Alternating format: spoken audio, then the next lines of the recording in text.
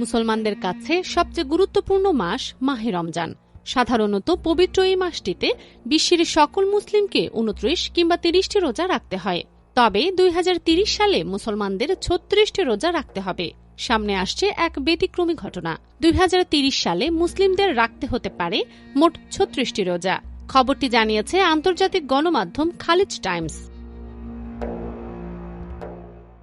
Dubai astronomy গ্রুপের প্রধান হাসান আহমেদ আল Hariri জানিয়েছেন, ইংরেজি বর্ষপঞ্জি ও চন্দ্র বছরের পার্থক্যের কারণেই এমনটি ঘটবে। তিনি বলেন, সৌর বছর সাধারণত 365 দিনের হলেও চন্দ্র বছর হয় প্রায় 354 দিনের। ফলে প্রতি বছর প্রায় 11 দিনের ব্যবধান তৈরি হয়। এই ব্যবধানের কারণেই রমজান মাস প্রতি বছরে এগিয়ে আসে। এই ধারাবাহিকতায় 2030 সালে জানুয়ারির 5 তারিখে শুরু হবে প্রথম রমজান, যা শেষ হবে ফেব্রুয়ারির শুরুতে।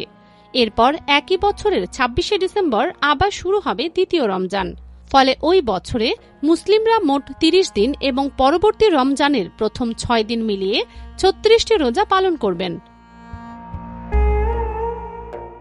এছাড়াও 2033 সালেও দেখা যেতে পারে বিরল এক ঘটনা। সে বছর দুবার পূর্ণ রমজান মাস এবং মোট 3টি ঈদ উদযাপিত হতে পারে। বিশেষজ্ঞরা বলছেন, এটি কোনো অস্বাভাবিক ঘটনা নয়, বরং চন্দ্র ক্যালেন্ডারের স্বাভাবিক চক্রেরই অংশ। IBTV USA, new York.